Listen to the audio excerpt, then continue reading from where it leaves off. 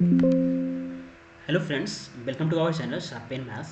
आज फिर से एक क्वेश्चन देखें हम लोग कॉम्प्लेक्स एनालिसिस का, जो कि आसाम वाला जो एग्ज़ाम हुआ है CSR नेट दिसंबर 2024 में। पार्ट सी का ये क्वेश्चन है, आसाम में हुआ था। ठीक है, सो पढ़ते हैं। जेड एक कॉम्प्लेक्स नंबर है, एफ जेड इस तरह से डिफाइन है, complex valued function be an entire function such that, देखो दे दिया ये कंडीशन है ना। तो पूछा जा रहा है कि which of the following statements are false. f is constant, if f0 belongs to R then f0 plus f1 is equal to 1, fc is connected, if 2 belongs to R then fi plus this। तो कुछ तो simple discard हो रहे हैं। अगर entire function है तो entire function connected set को कनेक्टेड में मैप करेगा ना, क्योंकि इंटायर तो कंटिन्यूस में है, continuous image of connected set connected, तो एफ सी कनेक्टेड हो गया, तो फॉल्स पूछा है, तो ये ऑप्शन तो होगा नहीं third. F is constant, constant होगा, ट्रू है कि नहीं फॉल्स है, ये पता करना। सो इंटायर फंक्शन है, अगर नॉन कांस्टेंट इंटायर फंक्शन होगा तो इमेज जो होगा होल कॉम्प्लेक्स प्लेन को अटेंड करेगा एक्सेप्ट ओमिट वन पॉइंट्स, है ना, ये पिकार्ड्स थ्योरम से।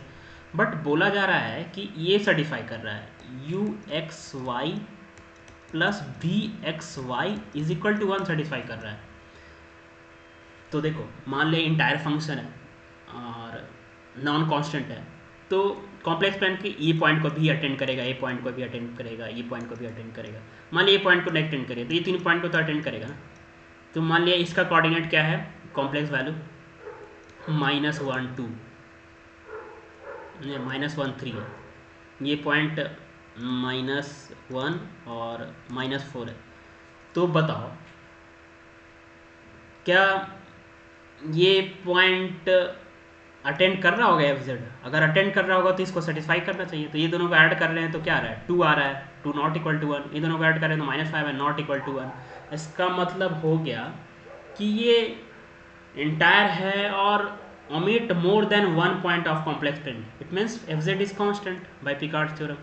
तो f is constant, तो ये ट्रू हो गया, ये भी ऑप्शन गलत। तो f कांस्टेंट है, तो मान लेते हैं कि f कांस्टेंट है और f z is equal to 1 है। ठीक है, ये यहाँ पे u इज इक्वल टू 1 हो गया, v इज इक्वल टू 0 हो गया, तो ये सेटिस्फाई कर रहा है। तो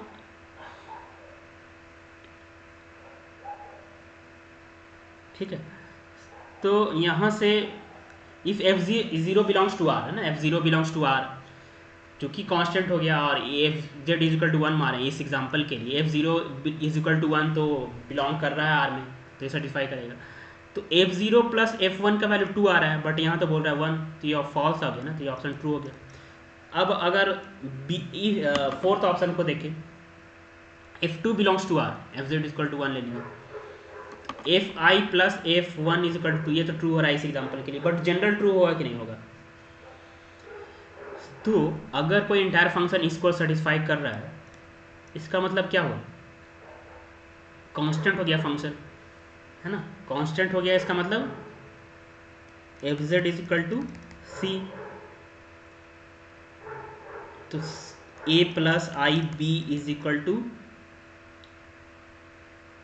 यहाँ पे a प्लस बी, मान लिया कोई कॉम्प्लेक्स कांस्टेंट है, a plus i b complex number के टर्म में लिखा हुआ है, तो a plus b is equal to 1।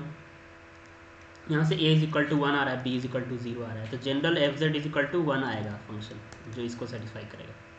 अब कोई और डिफरेंट ले लो ना, आप कोई डिफरेंट ले लो, f z is equal to constant ले ही लिए हम लोग, सी ही लिए थे जनरल, तो 1 ही आ रहा है, तो फिर ये ट्रू हो गया ना, एफ आई भी 1 आएगा, एफ वन भी 1 आएगा, f two belongs to R हो ही रहा है, तो ये ट्रू हो गया। तो ये ऑप्शन गलत, फॉल्स पूछा था, only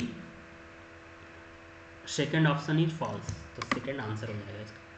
interesting question. So complex के लिए कोई भी डाउट हो इस क्वेश्चन के अलावा आप प्लेलिस्ट विजिट कीजिए, काफ़ी सॉल्यूशंस अपलोडेड है with previous year solutions of GATE NET and whole theory part. Okay, thank you.